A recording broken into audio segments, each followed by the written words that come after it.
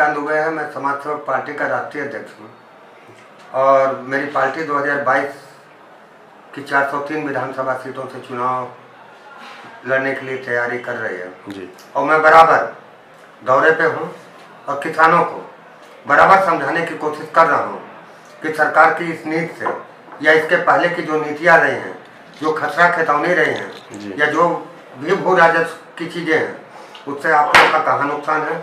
मैं जागरूक करने का प्रयास कर रहा हूँ। मैं जनता से वोट मांगने की अपील नहीं कर रहा हूँ कि आप समाज सेवक पार्टी को सत्ता में लाइए।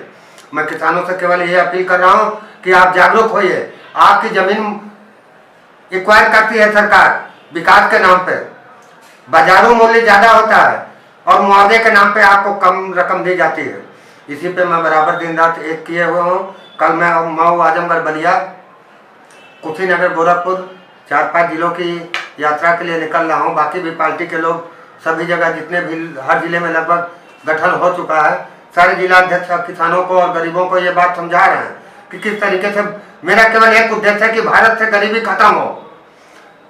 जैसे एक समय था, एक समय भगत सिंह और चंद्रशेखर आजाद, राजगुरु सुखदेव ने नारा दिया था, अंग्रेजों भगाओ। आज मेरा नारा है गरीबी भगाओ। और गरीबी भगाने के लिए नेताओं के भ्रष्टाचार और प्रशासनिक भ्रष्टाचार को खत्म करना होगा।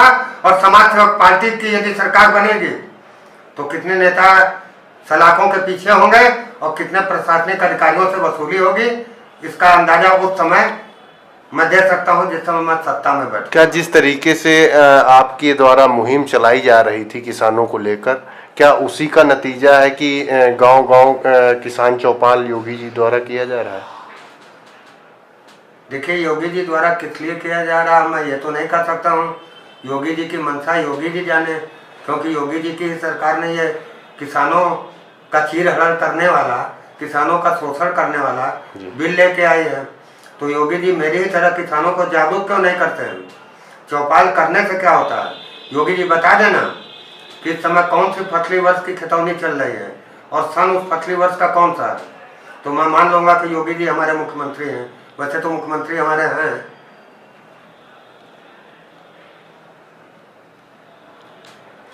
आगे की किन 2022 में किन मुद्दों को लेकर समाज सेवक पार्टी अपना चुनाव लड़ेगी? देखिए, 2022 का समाज सेवक पार्टी का सबसे पहला मुद्दा होगा कि किसी भी आम व्यक्ति से कोई भी कर नहीं लिया जाएगा। दूसरा मुद्दा पेंशन की बहाली होगी। तीसरा मुद्दा पुलिस कर्मियों की यूनियन का गठन हर कीमत पर होगा और पुलिस कर्मियों को 2 सजा किसी भी अपराध की नहीं दी जाएगी। आज की तारीख में 2 सजा दी जाती है। इसको सरकार भी जानती है, नेता भी जानते हैं, सभी लोग जानते हैं, विभाग भी जानता है, प्रशासनिक अधिकारी भी जानते हैं जी। तो ये 3 मुद्दे तो बहुत महत्वपूर्ण हैं। और जो चौथा मुद्दा मेरा ग्रामीण क्षेत्र के लिए होगा, हर गांव में निःशुल्क सरकार के खर्चे पर लाइट दी जाएगी। और यदि मेरी पार्टी के 403 विधायक बनते हैं तो हर विधानसभा क्षेत्र में एक सुसज्जित हॉस्पिटल होगा और विद्यालय होगा। सुसज्जित हॉस्पिटल इसलिए होगा कि ज़्यादातर मौतें हार्ट अटैक से होती हैं, जिससे कि यदि किसी गांव में किसी किसान को हार्ट अटैक पड़ता है, क्योंकि हार्ट अटैक आपको समय नहीं देता है, तो वहाँ पर उसको वो सुविधाएं उपलब्ध। और शिक्षा की वहाँ जहाँ तक बात रहे तो शिक्षा के लिए भी जो है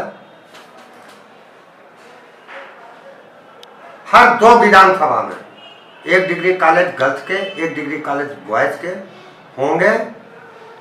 सर, व्यापारियों की सुरक्षा को लेकर क्या कदम उठाएगी पार्टी?